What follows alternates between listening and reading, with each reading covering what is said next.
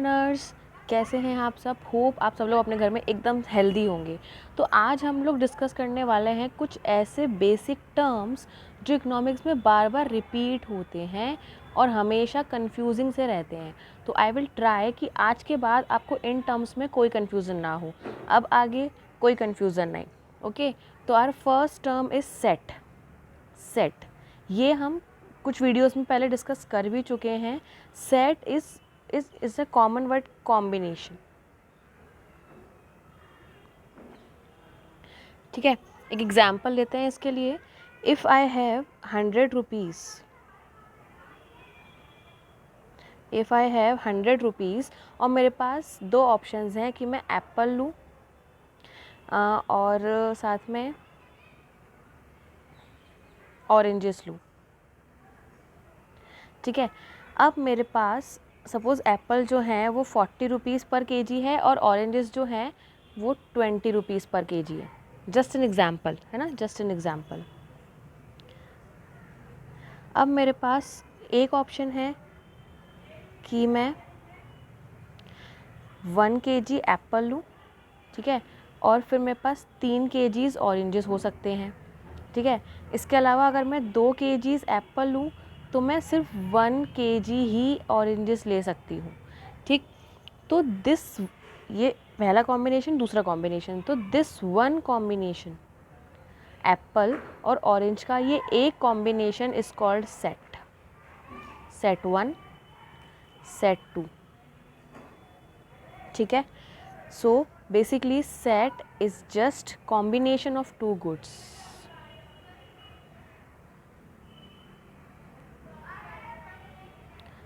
Combination of two goods.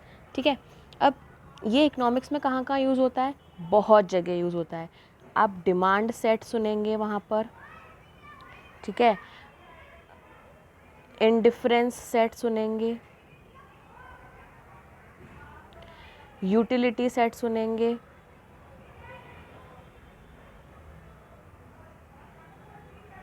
And so on. Okay, तो आगे आते हैं। Our next term is schedule. ठीक है, जिसको कुछ लोग स्केड्यूल भी बोलते हैं।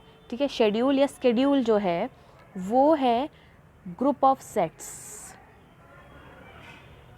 ग्रुप ऑफ सेट्स, जैसे अभी हमने लिया था 1 केजी एप्पल तो 3 केजी ऑरेंजेस, 2 केजी एप्पल तो 1 केजी ऑरेंजेस, और अगर मैं 4 केजी ऑरेंजेस लेती हूँ तो एप्पल के लिए मेरे पास पैसे बचेंगे ही नहीं, 20 रुपीज़ एक्स्ट्रा लेके आने पड़ेंगे।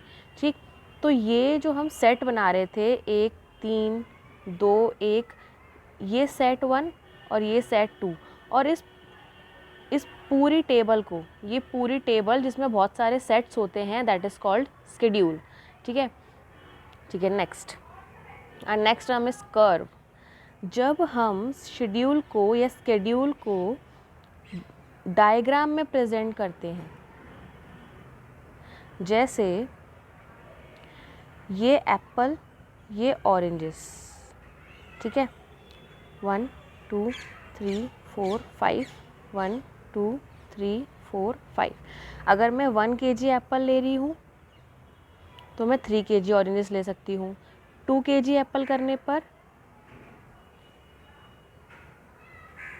2 केजी एप्पल करने पर मुझे 1 केजी ऑरेंज पे आना पड़ेगा। तो ये एक कर्व की तरह बन जाएगा। Can you see it? ये एक कर्व की तरह बन जाएगा, ये कर्व। तो दैट इज़ कॉल्ड कर्व।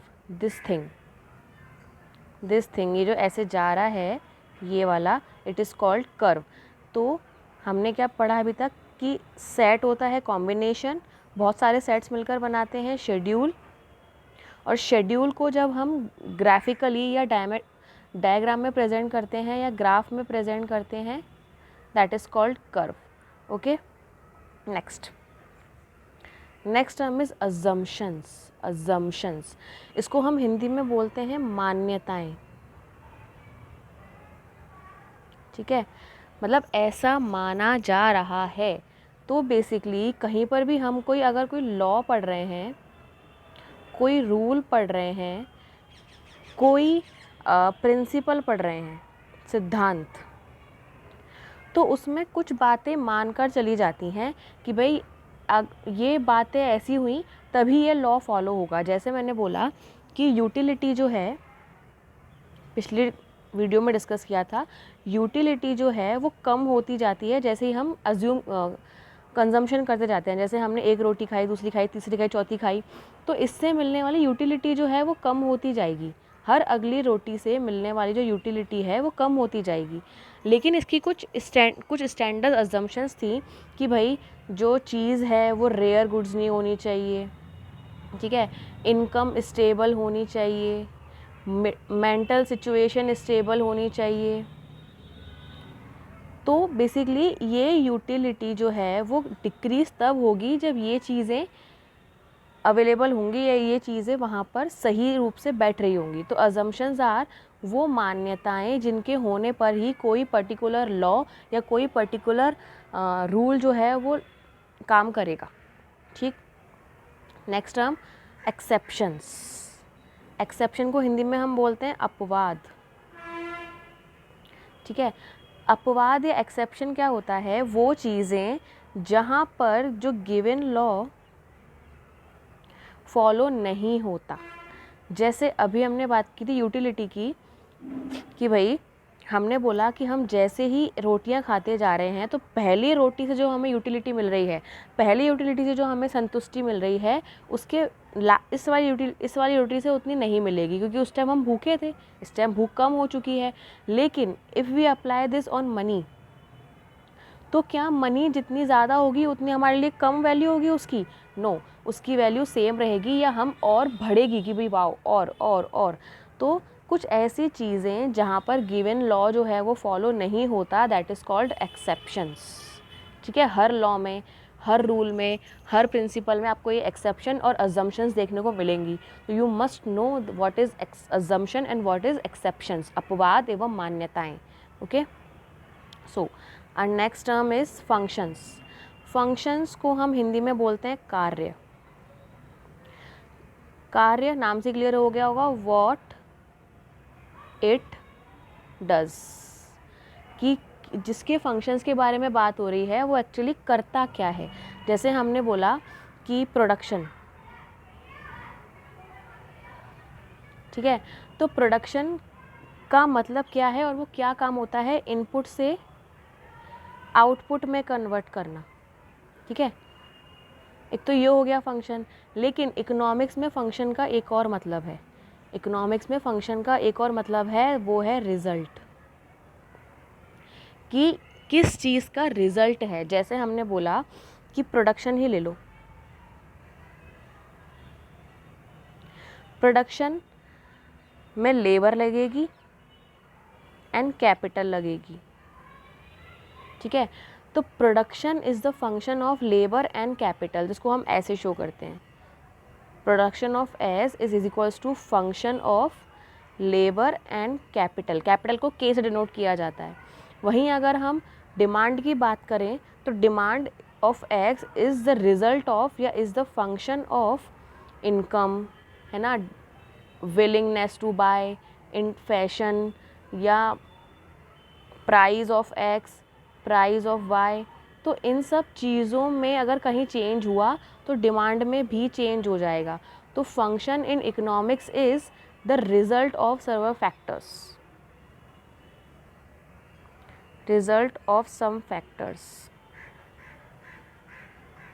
कि कुछ ऐसे फैक्टर हैं जिनका रिजल्ट मतलब फंक्शन कोई चीज़ है। ठीक है, okay, and next term is equilibrium. This is the most common word you will find in the economics, चाहे वो माइक्रो इकोनॉमिक्स हो चाहे मैक्रो इकोनॉमिक्स हो। हिंदी में हम इसको साम्य बिंदु कहते हैं, साम्य बिंदु या फिर संतुष्टि, पूर्ण संतुष्टि बिंदु।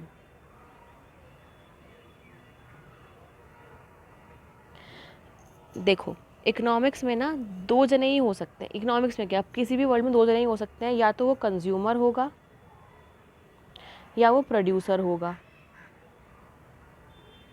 और एक होती है हमारे पास सोसाइटी जिसमें ये दोनों रहते हैं। ठीक है, प्रोड्यूसर भी किसी चीज़ का कंजम्पशन करता है, कंज्यूमर भी किसी चीज़ का प्रोडक्शन करता है। ठीक, तो कंज्यूमर को चाहिए होता है कंज्यूमर को चाहिए होता है सेटिस्फैक्शन, कंज्यूमर को चाहिए होता है सेटिस्फैक्शन कि भाई जितनी मनी वो स्पेंड कर रहा है, जितना खर्चा वो कर रहा है, उसके बदले उसको उतना ही सेटिस्फैक्शन मिले। प्रोड्यूसर को चाहिए होता है प्रॉफिट,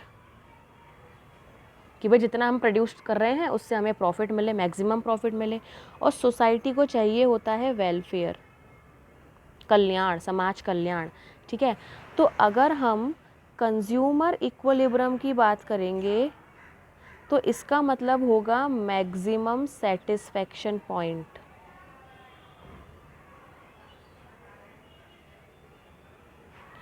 अगर हम प्रोड्यूसर की बात करेंगे तो उसका मतलब होगा मैक्सिमम प्रॉफिट पॉइंट। तो बेसिकली इक्विलिब्रियम मीन्स मैक्सिमम। अगर हम कंज्यूमर इक्विलिब्रियम की बात करेंगे तो मैक्सिमम सेटिस्फैक्शन पॉइंट होगा, प्रोड्यूसर इक्विलिब्रियम की बात करेंगे तो मैक्सिमम प्रॉफिट पॉइंट होगा। और इक्विलिब्रियम का मतलब क्या है, द पॉइंट ऑफ मैक्सिमम। अब वो मैक्सिमम प्रॉफिट भी हो सकता है, वो मैक्सिमम सेटिस्फैक्शन भी हो सकता है, डिपेंड्स कि हम किस इक्विलिब्रियम की बात कर रहे हैं, कंज्यूमर इक्विलिब्रियम की बात कर रहे हैं या प्रोड्यूसर इक्विलिब्रियम की बात कर रहे हैं। होप क्लियर हो गया होगा। आगे बढ़ते हैं। So our next term is marginal. अब ये मार्जिनल यूटिलिटी भी हो सकती है, मार्जिनल कॉस्ट भी हो सकती है, मार्जिनल रेवेन्यू भी हो सकता है, मार्जिनल डिमांड भी हो सकती है, एनीथिंग। ठीक है, जिसके आगे भी ये वर्ड लग जाए। अब हमें इस वर्ड का मतलब पता करना है।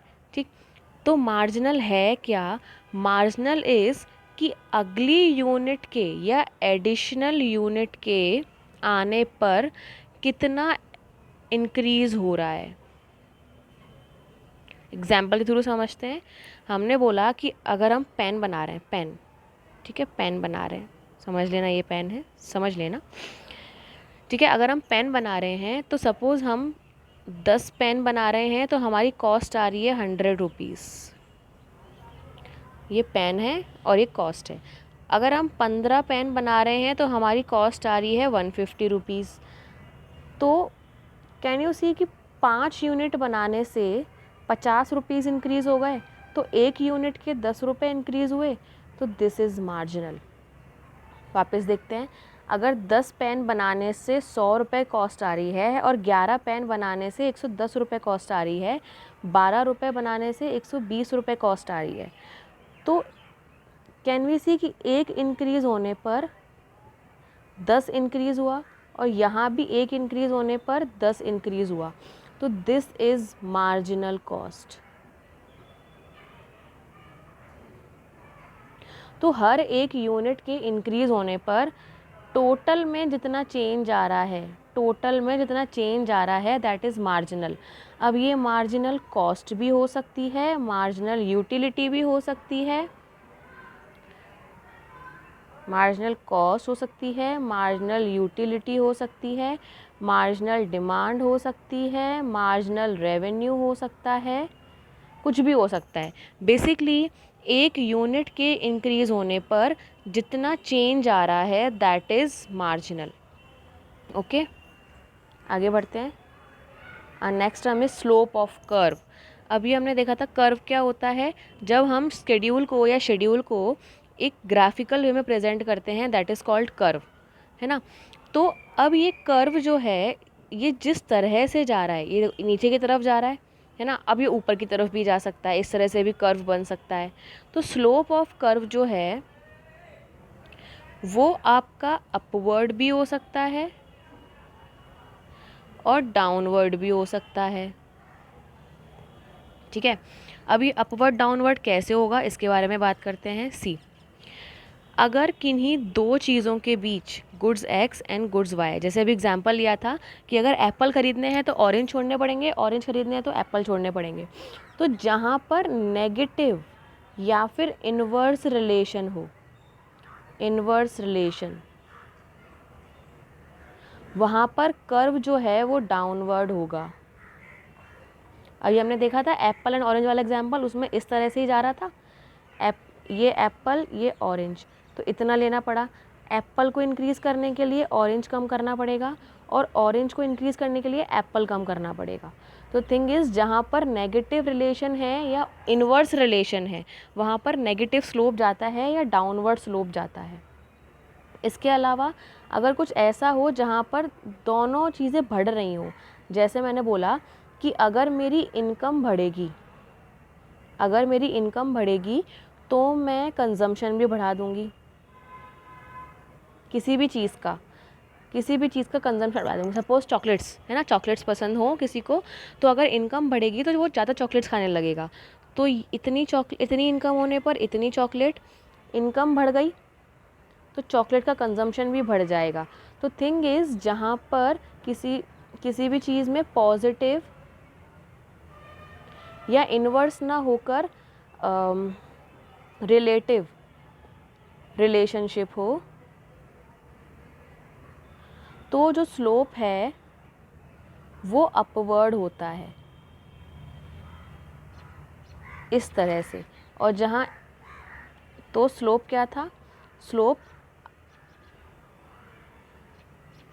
अपवर्ड हो सकता है, डाउनवर्ड हो सकता है। अपवर्ड कब होगा, जब पॉजिटिव रिलेशनशिप होगा दो चीज़ों के बीच में, और डाउनवर्ड कब होगा, जब नेगेटिव रिलेशनशिप होगा दो चीज़ों के बीच में। तो दीज वर द टर्म्स जो इकोनॉमिक्स में बार बार यूज होती हैं। कौन कौन सी टर्म्स थी? Set, assumption, exceptions, schedule, curve, function, equilibrium, marginal and slope of curve. So hope आज के बाद आप लोगों को इस चीज़ में, इन टर्म्स में कोई कन्फ्यूज़न नहीं होगा। So that was all for today. इसके बाद हम लोग डिमांड एनालिसिस शुरू करने वाले हैं। यूटिलिटी एनालिसिस एंड इंट्रोडक्शन वाला पोर्शन जो है वो हम कर चुके हैं। डिमांड एनालिसिस, प्रोड्यूसर इक्विलिब्रियम, उसके बाद we will done with the microeconomics. So take care guys, bye.